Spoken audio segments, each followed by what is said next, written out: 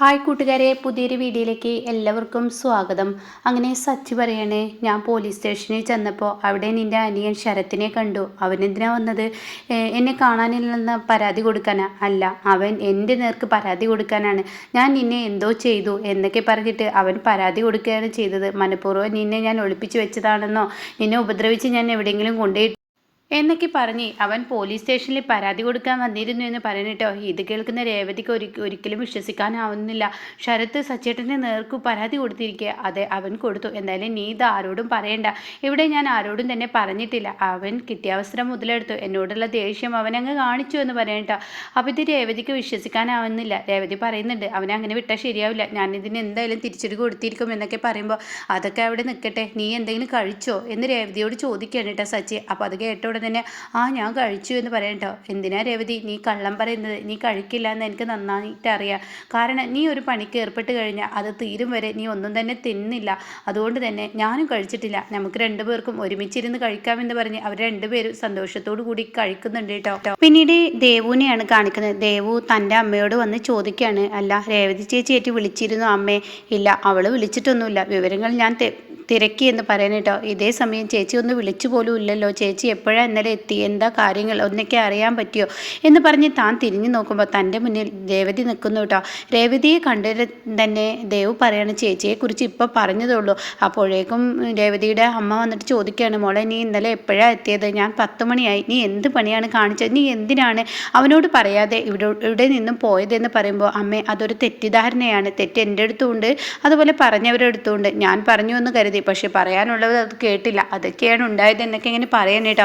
ഇതേ സമയം നീ എന്നിട്ട് അവനുമായി തല്ലുകൂടിയോ? അവന് എന്തൊക്കെ ടെൻഷനാണ് അടിച്ചതെന്ന് നിനക്കറിയോ എന്നൊക്കെ പറയുമ്പോൾ, ഞാൻ ആരുമായും വഴക്ക് കൂടിയോ എന്ന് അമ്മയോട് ആരാ പറഞ്ഞത്? അല്ല, നിൻ്റെ സ്വഭാവം അങ്ങനെയാണല്ലോ, നീ അവനായിട്ട് തല്ലുകൂടിയോ? അത് കേട്ടോടെ തന്നെ ദേവു ചോദിക്കുകയാണ്, സച്ചേട്ടനായിട്ട് ഇനി രേവതി ചേച്ചി വഴക്ക് കൂടിയോ? അത് കേട്ടോടെ തന്നെ ഞങ്ങൾ തമ്മിൽ വഴക്കൊക്കെ കൂടി, 1-2 ഒക്കെ പറഞ്ഞു. ഇതിപ്പോൾ എന്താ എത്ര ചോദിക്കാനുള്ളത്? അമ്മ അച്ഛനോട് വഴക്ക് കൂടാറില്ലേ? അത് കേട്ടോടെ തന്നെ രേവതിയുടെ അമ്മ പറയണത് ശരിയാണ്, ഞാൻ വഴക്ക് കൂടാറുണ്ട്. ഞങ്ങൾ തമ്മിൽ വഴക്കും അങ്ങനെ പല പ്രശ്നങ്ങളൊക്കെ ഉണ്ടാകാറുണ്ട്. പക്ഷേ ഞങ്ങൾ തന്നെ അത് പരിഹരിക്കും. അത് കേട്ട ഉടൻ തന്നെ രേവതി പറയാണ്, ഇത് തന്നെയാണ് ഞങ്ങൾക്കിടയിലുണ്ടായി. ഞങ്ങൾ തമ്മിൽ വഴക്കുണ്ടായി, അതിനുശേഷം ഞങ്ങൾ തന്നെ ആ പ്രശ്നം പരിഹരിച്ചു എന്ന് പറയാൻ കേട്ടോ. അത് കഴിഞ്ഞ് തിരിഞ്ഞു നോക്കുമ്പോൾ ശരത്തിനെയാണ് കേട്ടോ കാണുന്നത്. ശരത്തിനെ കാണുന്ന രേവതിക്ക് അടിപൊളി ദേഷ്യം വരെയാണ്. സച്ചിയുടെ പേരിൽ കേസ് കൊടുക്കാൻ ഒരുങ്ങിയതിനുള്ള ആ ദേഷ്യം കേട്ടോ. അങ്ങനെ ശരത്താണെങ്കിൽ ഓടി വന്ന്, ചേച്ചി എപ്പോഴാണ് എത്തിയത്? ഞാൻ ഇന്നലെ രാത്രി 10 മണിയാകുമ്പോഴത്തേനും എത്തി. എന്നാൽ നിനക്ക് ഫോണൊന്നും എടുക്കായിരുന്നില്ലേ? അപ്പോഴേക്കും രേവതിയുടെ അമ്മ ചോദിക്കുകയാണ്, നിൻ്റെ ഫോണിലോട്ട് എത്ര തവണ വിളിച്ചോ? അതമ്മേ, ഫോൺ സ്വിച്ച് ഓഫ് ആയി പോയതാ, അത് ഞാൻ പറഞ്ഞല്ലോ. ഇത് കേട്ട ഉടനെ തന്നെ ചേച്ചിയെ ഇന്നലെ കാണാത്തത് കൊണ്ട് ഞാൻ വല്ലാതെ അങ്ങ് വിഷമിച്ചു, വീട്ടിലെല്ലാവരും. അത് പറഞ്ഞ ഉടനെ തന്നെ രേവതി പറയാം, വിഷമിച്ചു എന്ന് കരുതി എൻ്റെ ഭർത്താവിൻ്റെ നേർക്ക് കേസ് കൊടുക്കാൻ നിനക്ക് ആരാടാ അനുമതി തന്നത്? അത് കേൾക്കുന്ന ശരത്തൊന്നും ഞെട്ടിപ്പോവാണ് കേട്ടോ. ഇത് കേൾക്കുന്ന ദേവും അതുപോലെ ദേവിൻ്റെ അമ്മയും ചോദിക്കുകയാണ്, എന്താടാ ഈ പറയുന്നത്? ഈ കേൾക്കുന്നത് സത്യമുണ്ടോ? അത് പറഞ്ഞ ഉടനെ സത്യമാണ്, ഞാൻ ചേച്ചിയെ കാണാനില്ല എന്ന് പറഞ്ഞപ്പോൾ അപ്പോഴത്തെ മാനസികാവസ്ഥയിൽ എനിക്ക് സച്ചേട്ടൻ്റെ പേരിൽ കേസ് കൊടുക്കാനാണ് തോന്നിയത്. അത് കേട്ട ഉടനെ എന്ത് അസഭ്യ വാക്കുകളാടാ നീ പറയുന്നത്? നീ എന്താടാ വിചാരിച്ചിരിക്കുന്നത്? സച്ചിയെ പോലെ നല്ലൊരു പയ്യന് നമ്മുടെ രേവതിക്ക് കിട്ടിയതിൽ നമ്മൾ എന്താ ചെയ്യേണ്ടതെന്ന് പറയില്ലേ എന്നൊക്കെ പറഞ്ഞ് ദേഷ്യപ്പെടുകയാണ് കേട്ടോ. ഇതേ സമയം രേവതി പറയണേ, എൻ്റെ ഭർത്താവ് എന്നെ കാണാനില്ലെന്ന് പറഞ്ഞ് പോലീസിലെത്തുമ്പോൾ നീ എൻ്റെ ഭർത്താവിനെതിരെ കേസ് കൊടുക്കാടാ വേണ്ടത്? സച്ചേട്ടൻ എത്രമാത്രം എന്നെ സ്നേഹിക്കുന്നുണ്ടെന്ന് അറിയുന്നതല്ലേ നിനക്ക്? പിന്നെ നീ സച്ചേട്ടനോട് അങ്ങനെ ഒരു ചതി എന്തിനാടാ ചെയ്തത്? അത് കേട്ട ഉടനെ തന്നെ ശരത്ത് പറയണേ, അത് പിന്നെ നിങ്ങൾ തമ്മിൽ വഴക്ക് കൂടാറില്ലേ? ഇവിടെ അച്ഛനും അമ്മയും തമ്മിൽ വഴക്ക് കൂടുമ്പോൾ ഇതുപോലെയൊക്കെയാണോ അമ്മയുടെ വീട്ടുകാർ ചെയ്തിരുന്നത്? ഇങ്ങനെയാടാ നീ സച്ചേട്ടനോട് ചെയ്യേണ്ടത്? നീ എന്ത് വിഡിത്തരമാണ് ഈ ചെയ്തു കൂട്ടിയത്? സച്ചേട്ടനായതുകൊണ്ട് നിന്നോട് ക്ഷമിച്ച്, അതിനെങ്ങനെ അമ്മേ? ഇവൻ്റെ കൂട്ടുകെട്ട് ഇപ്പോൾ തീരെ ശരിയല്ല. ആൻ്റണി പറഞ്ഞിട്ടായിരിക്കും ഇതൊക്കെ ഇവൻ ചെയ്തിട്ടുണ്ടാവുക, അല്ലാതെ ആരുമല്ല എന്നൊക്കെ പറയുമ്പോൾ, ചേച്ചി വെറുതെ പറയണ്ട. ഇപ്പോൾ അപ്പോഴത്തെ മാനസികാവസ്ഥയിൽ ആരായാലും അങ്ങനെ ചെയ്തു പോകും. ഇവിടെ അമ്മയുടെയും ദേവുവിൻ്റെയും ഒക്കെ കരച്ചിൽ കേട്ടപ്പോൾ എനിക്ക് പെട്ടെന്ന് കണ്ടുപിടിക്കാനുള്ളൊരു മാർഗം അതാണ്. മാർഗം പോലീസ് സ്റ്റേഷനിൽ തന്നെയാണ്. പക്ഷെ നിനക്കുള്ള മാർഗത്തിന് വേണ്ടി നീ എന്തിനാ സച്ചേട്ടനെ ബലിയേടാക്കുന്നത്? സച്ചേട്ടൻ അവിടെ ചെല്ലുമ്പോൾ നീ സച്ചേട്ടൻ്റെ പേരിൽ കേസ് കൊടുക്കുന്ന ആ ഒരു രംഗത്തെക്കുറിച്ച് നീ ആലോചിച്ചടാ.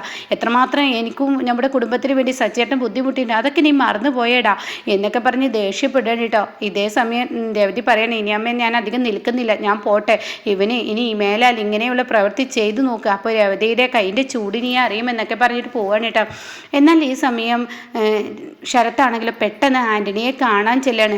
അപ്പോൾ ആൻ്റണി ചോദിക്കുകയാണ്, എന്തായടാ നിൻ്റെ ചേച്ചിയെ വല്ലയിടത്തും കിട്ടിയോ, നീ അവൻ്റെ പേരിൽ കേസ് കൊടുത്തോ എന്നൊക്കെ ഇങ്ങനെ ചോദിക്കുമ്പോൾ ഉടൻ തന്നെ ഞാൻ ഇന്നലെ ചെയ്തത് തന്നെ വലിയ തെറ്റായി എന്നൊരു തോന്നൽ എനിക്ക്. അതെന്താ നീ സച്ചിയുടെ പേരിൽ കേസ് കൊടുത്ത എന്ത് തെറ്റാണുള്ളത്?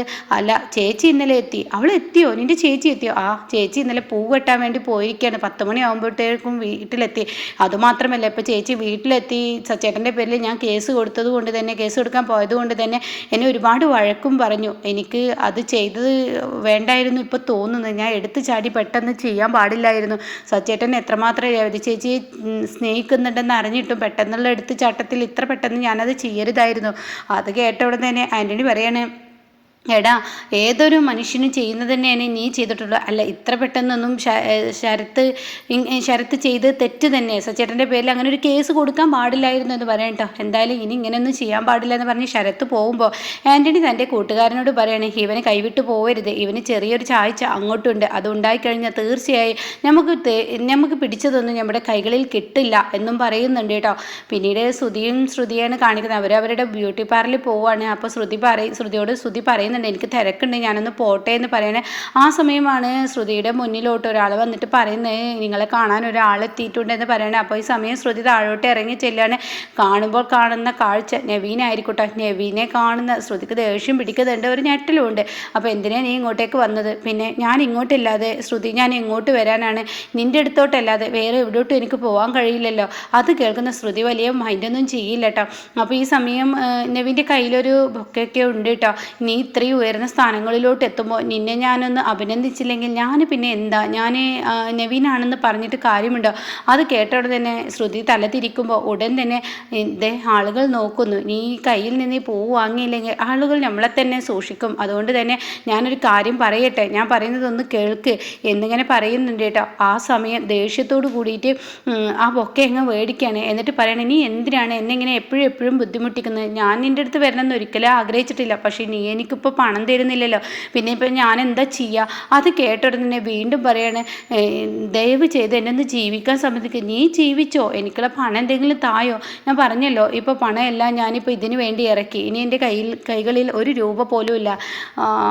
ആണോ, നിൻ്റെ കൈകളിൽ ഒരു രൂപ പോലും ഇല്ലേ എന്ന് പറഞ്ഞിട്ട് നവീൻ ചോദിക്കുക. അല്ല ബ്യൂട്ടി പാർലർ എന്തെങ്കിലും എടുക്കാനുണ്ടാവുമോ, അവിടെ നിന്ന് എന്തെങ്കിലും എടുത്തു തരുമോ എന്നൊക്കെ ചോദിക്കുമ്പോൾ താൻ ആകെ ടെൻഷനായി പോകണം കേട്ടോ.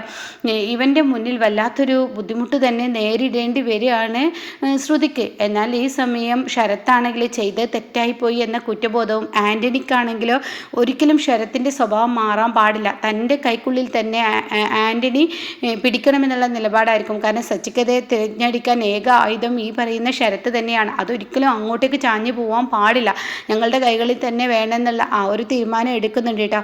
അപ്പോൾ രവതിയുടെ കയ്യിൽ നിന്ന് സച്ചിയുടെ പേരിൽ കേസ് കൊടുത്തതിന് കണക്കിന് കിട്ടുന്ന ആ ഒരു കിടുക്കൻ സീനാണ് കേട്ടോ ഇനി നാളെ നമുക്ക് മുന്നിൽ വരാനിരിക്കുന്നത്.